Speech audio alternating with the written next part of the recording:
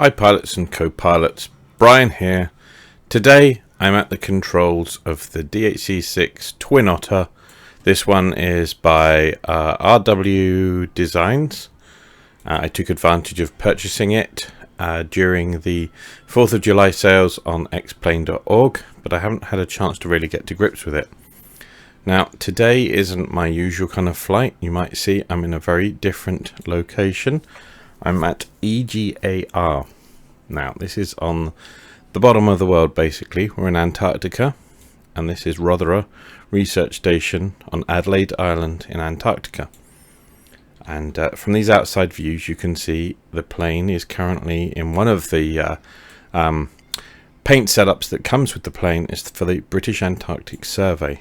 Now the reason why I'm in this today is because my father-in-law was actually stationed on Adelaide Island. He actually did 2 years working at one of the research stations at the end of the 60s and the beginning of the 70s. Not actually at Rothera, that was the other station that was on the island, but on a station called Base T, which was the Adelaide Island station. That's no longer actually active anymore and was I think shut down at the end of the 70s due to the ice flow there becoming unstable for landings. For the otters with the skis on. But as you can see, like pictures like this one here that my father-in-law took. This is of DHC-6 Twin Otter, and I think this was taken in 1969. And you can see from the photo it looks very much like the model that we're actually going to fly today. I think they were just refueling and getting ready to take off there. So this has a very close feeling to me. I wanted to get this aircraft to experience it and to fly around Antarctica and just get a tiny feel for what he experienced as part of his time whilst working in these locations. At that stage it wasn't the British Antarctic Survey, they actually called FIDS, the Falkland Island Dependency Survey, and so the Falkland Islands being the nearest British location to Antarctica, it was the FIDS they called themselves. They still do, in fact, the guys who are still alive who were part of those expeditions. Things were very different then. It's amazing to see some of the photos where they don't have modern materials. They don't. They had dog teams. It looked very much like a picture from 1910, to be honest, when it was 1969 and through early 1970s. The other thing that amazes me is when you think that the planes that were flying down to Antarctica at that time, like the Twin Otters, no GPS. So it's like, well, if you're flying around no GPS, and it's not like there's going to be a whole bunch of VORs and detailed weather and all the rest of it, it really is seat of the pants situation. So today, now I've been talking about that, I'm going to try and get this plane up and running, and we're just going to do a VFR flight just around the island for a bit and then see if we can find our way back to Rothera and land again. Don't really have a destination in mind today. I just want to feel the experience of flying in Antarctica and just understand a tiny little bit of what my father-in-law experienced. Sadly, my father-in-law passed away at the very young age of 59 over 10 years ago. So I don't get a chance to talk to him about his experiences now. We do have some fantastic photos of his time and other artifacts, but this is one way for me to sort of get a feeling and experience something that he experienced. So here we are inside now, getting ready to do our first flight. I'm going to try and remember what I've done on the checklist before now that's supplied with the plane. So if I remember rightly, we turn on our battery, our DC master. I'm going to need both engine igniters when I get started. Don't need the landing lights yet. Oh, fuel I've already set it on before I started the video because I forgot I wasn't recording. Anti-collision and position lights. I'm also going to set my no smoking and fasten seatbelt. Generators will do once we're started. Okay, I'm going to look down here. I can't remember what my button or switch is to get rid of the yoke, but we'll leave it in there for now. Okay, I've turned on my fuel pumps. I need them. It's a bit weirdly dark in here. I'm not sure how I switch on the lighting for that. There's light, but it's not the most useful light in here. The console seems a bit dark. I wonder if is there a lighting switch for that?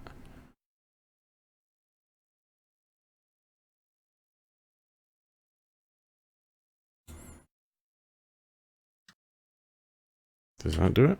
No. Okay, I'll figure that out. You know what? That's not going to stop us, is it? Right. Let's start. Left.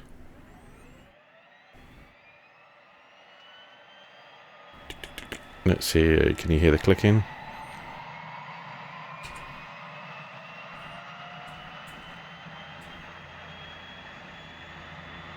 Okay, I hear an engine up and running. And now, let's switch over to the other.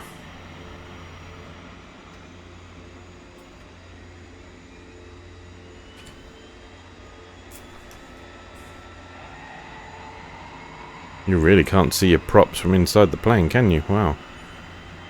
Not without leaning forwards and looking around. Okay, that sounds like that's up and running as well.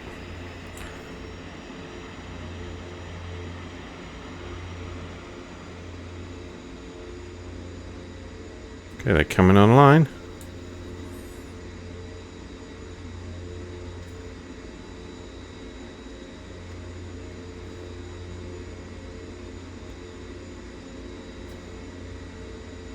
Not that they would have had, well, they'd have had radios. They certainly wouldn't have had GPS, but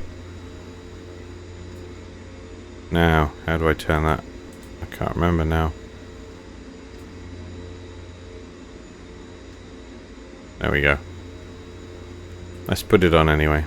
It will help us. So let's just have one final look from the outside. I'll just do this manually here. Nice. Where's our windsock? Okay. And let's look at our ground. That's not exactly a very detailed control. So we're going to take off on runway 2 into the wind, which actually is being good for us today. What have we got there? That's probably a 9, possibly 12 knot wind. Now the flaps on this are completely variable, so you don't just tap them once, 2, 3. Like, you have to hold it down, and you crank them in and out exactly as much as you want. Yeah. So let's get inside. Take my brakes off and we'll work our way up to the other end.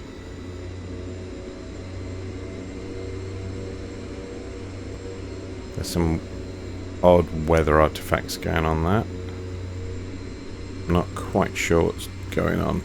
Don't know if you can see that strange darkening. So I will put down a bit of flaps, I think, for the takeoff. I mean, these planes are amazing. This is the 300 series. This one, I think. Whoa, whoa, whoa, whoa! It's obviously a bit bumpy here. I think they started making this, I think, in 1969. I think there was over 600 of these made before they ended production. But they're actually making the 400 series now because a local to me, not a million miles away from me, a company called Viking, they do conversions for existing de Havilland aircraft. They do like Turbo Beaver conversions and lots of other things, but they're actually manufacturing the Twin Otter to this day. It's a 400 series. It has more powerful engines, and yeah, they've been making sales. It's kind of cool that this plane still lives today. Oh, there's something going on. What's going on with my GPS down here? Oh, okay. Let's get back to a view I can see.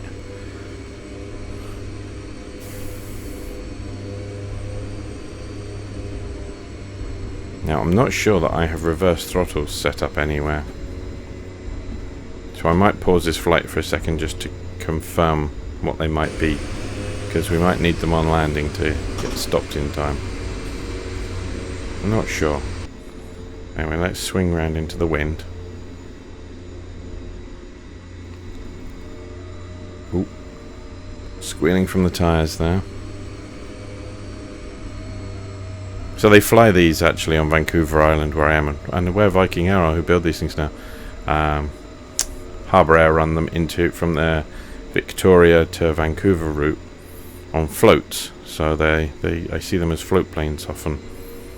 In fact, it seems a bit strange for me to see one without floats underneath it. It'd be kind of cool if we had the skis on this right now and this was a snow strip, but it's not.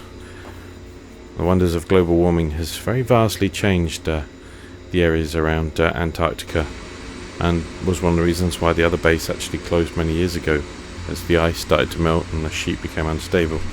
So I just have one line of view outside. Crank down some flap, not a lot, maybe a bit more. It's not that long a runway. Okay, everything looks good. Do our engines look good? They're good. Everything sounds good. Okay, let's get up in the air and enjoy the flight.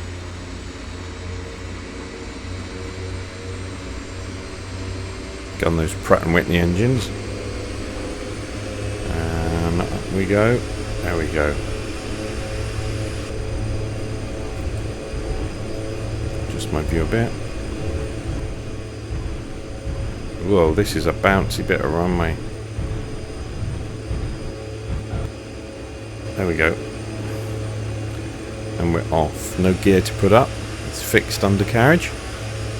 I will, however, start cranking the flaps back in. Again, I almost didn't get it right there because I just went to press the button and we're airborne. Wow, look at that. So, I've got some scenery installed. I do have the Rothera scenery and I have this Antarctica scenery. It is linked in the video notes below the video on YouTube. If you're on mobile, I'm sorry if I don't know how you get to that, but of course you need to be on your PC to install it anyway. So just look this video up when you're on your PC, and then the link is in there to install.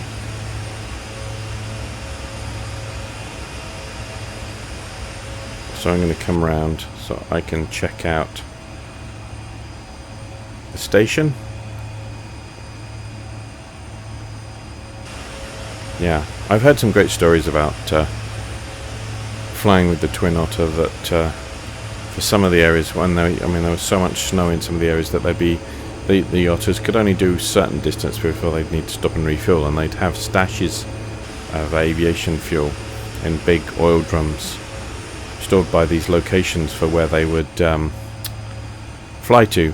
But of course with the snow build up, they'd actually fly along and they'd be looking for like a giant red pole sticking out the ground to signify where the actual oil drums were, and then everybody who was in the plane would jump out with the pilot and they'd have to dig down to actually find the oil drums below, which is kind of scary if you ask me. And when they do this, they'd come in with their skis, and what they would do is that the pilots would do multiple runs and they would land, but not really land, put a bit of weight down on the skis and feel if the ground feels strong enough for this, and then pull up at the end, basically creating a runway and also testing with each time. So they do this 2 or 3 times before they were confident that they could put the plane down, and then they'd actually land with the skis, because of course if there's a crevasse or something there and you hit it, then you're all dead. So I'm in big balls on these guys really who are doing this. They're just fantastic, but quite scary to be honest. I wonder if the map works down here. No, not really, does it? New off the bottom of the world, according to Explain. It does have real troubles when you're this close to the poles. So we won't be relying on that today. There's just nothing on the GPS because, well, there's nothing around. So I'm going to get some nice outside shots. And so even in today, you know, I get the feeling you have to know what you're doing.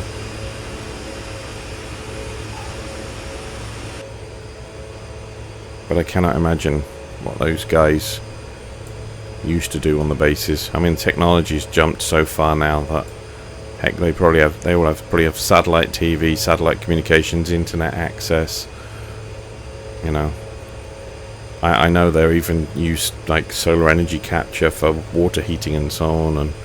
But the guys 40 years ago and so on were, or 45, 50 years ago, they were basically, you had drums of diesel and you had some generators, and if they failed, you all died, and you know, you were out of communication. There was very little likelihood of anyone getting to you. So we've got some, what's that, icebergs, some bits of broken off ice around there.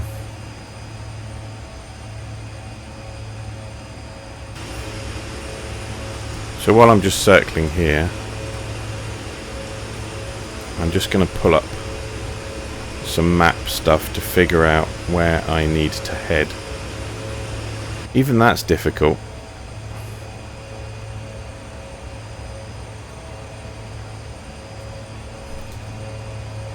So I'm just flying around the bay here at the moment while I figure out.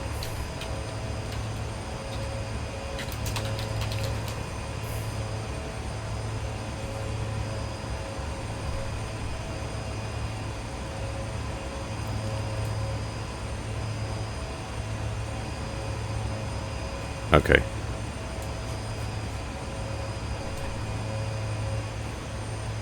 I'm just figuring this out.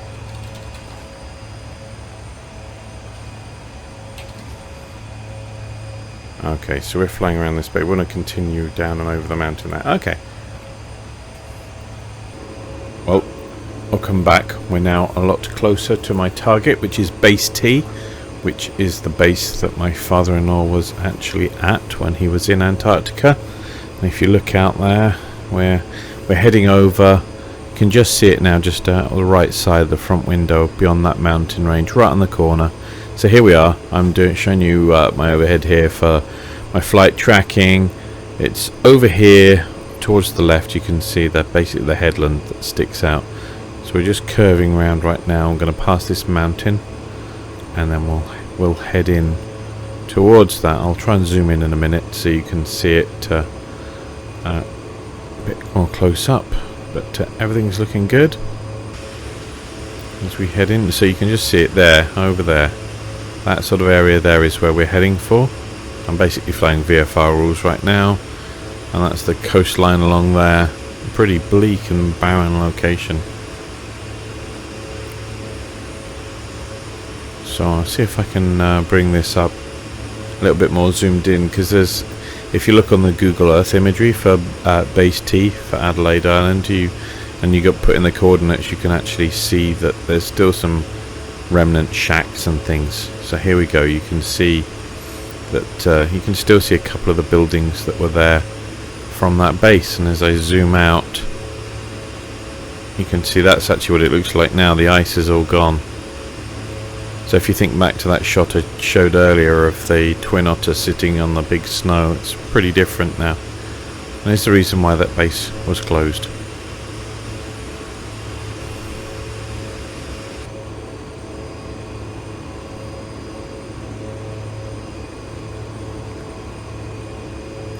It really is. It's pretty cool scenery actually. If you look out there, you can, yeah, that's good scenery. I've got it in the links down below, so you can click on that and download it and install.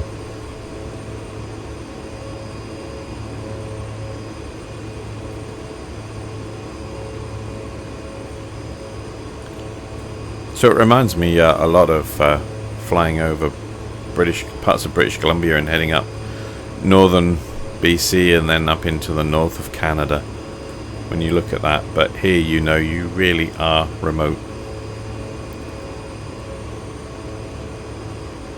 An interesting fact really for all of those who like my father-in-law were actually stationed out in one of these stations during 1969. The landing on the moon all that time ago actually took them from being the most remote people on Earth. They were a group of very few men at each of the bases. Each country has its own bases, but very few of them at that time. They went from being the most remote people on Earth to being the second most, because of Neil Armstrong, Buzz Aldrin and Michael Collins ending up on the moon. It's kind of weird that you go from being what's seen as the most remote to not being the most remote.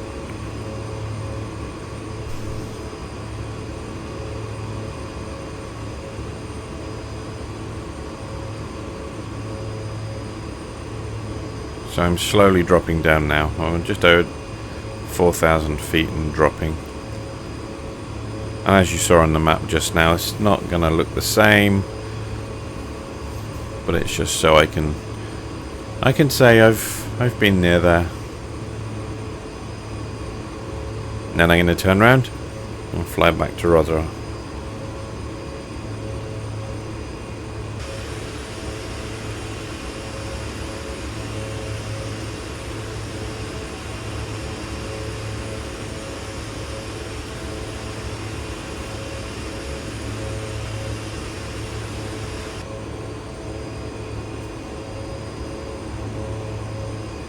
So if you check on my map, you can see we're almost there now. It's just rendered a bit differently.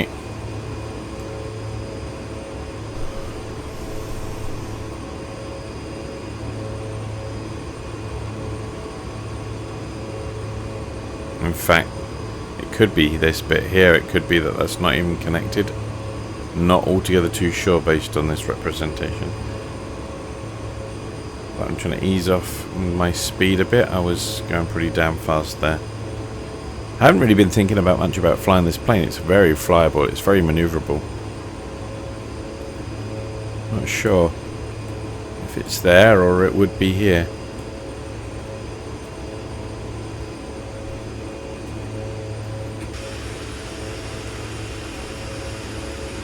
So it would have been somewhere around here. Let's just level off. Oh well, it's not there anymore anyway, but I think it would have been in this area here.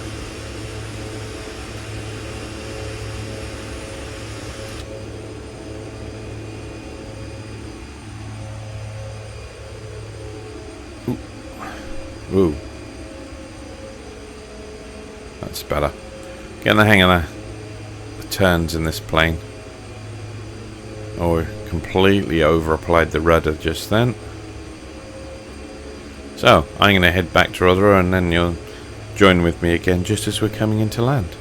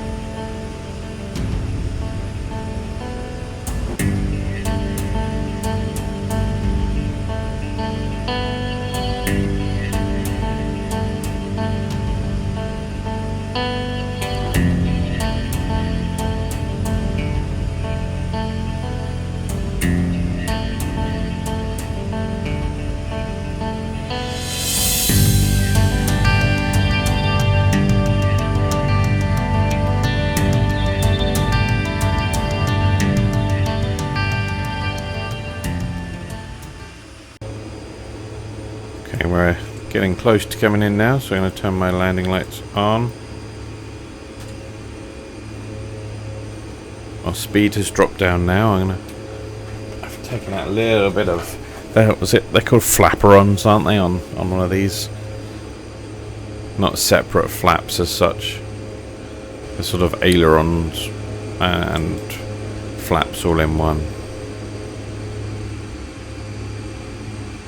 Okay, what's our altitude now? Okay, 1,000 feet. I'm gonna bring out a bit more flap.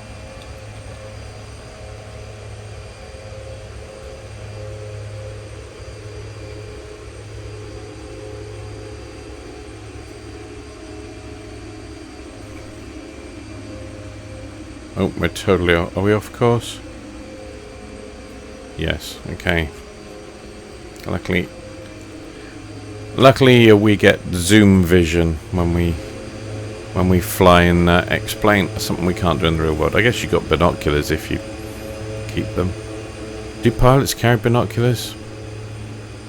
I've never thought. I've never seen them used, really. But I would imagine for something like this it'd be vital. Right, just go full flaps.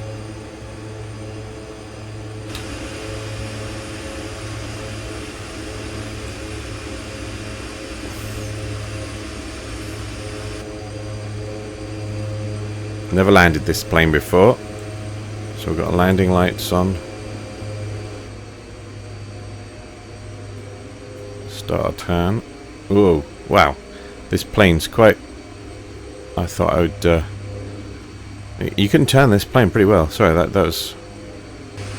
I'm not sure if that handling's realistic, but it might well be. Alright. Totally idled the throttles right now. I don't remember what key I've set up for reverse props on this. So let's see if I can get away without it. This is some pretty bumpy rock. Right, coming down to 70 if we can get down that low.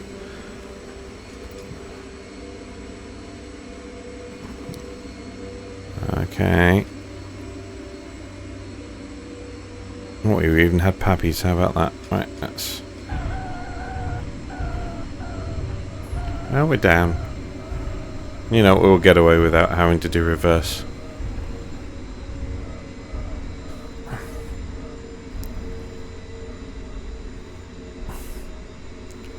And let's bring us over to where we started from, which was over here by the windsock. Somewhere around here in front of the hangar.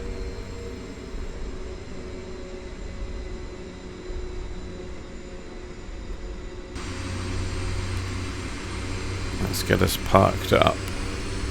Well, this is quite a nice little plane to fly. I think it was worth the money I paid for it in the sale.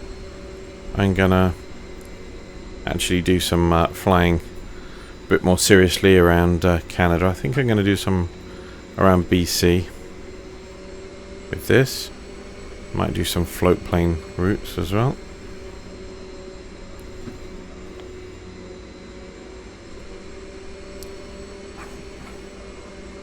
There we go. Put the park brake on. Let's just have a look at us running one last time. There we are. We've been out for a fly around in a very, very remote place with a very nice little aircraft. And I hope you enjoyed it. I have had an absolute blast doing this. I'm going to go and have a chat with my wife about some of her memories of her father and what he's told her about his times working down in Antarctica. Oh, there's something I should do. I'm going to set my flaps up to 0. This has been an absolute blast. If you enjoy the sort of things I do, don't forget to subscribe. I do all manner of different things. So, yeah, if you like it, subscribe, leave me a comment. Right. Let's kill the engines. And down they come. Right, I'm going to power down so they can push this thing back into the hangar, away from the elements. You have a good day, and join me again for another flight. Thanks for watching.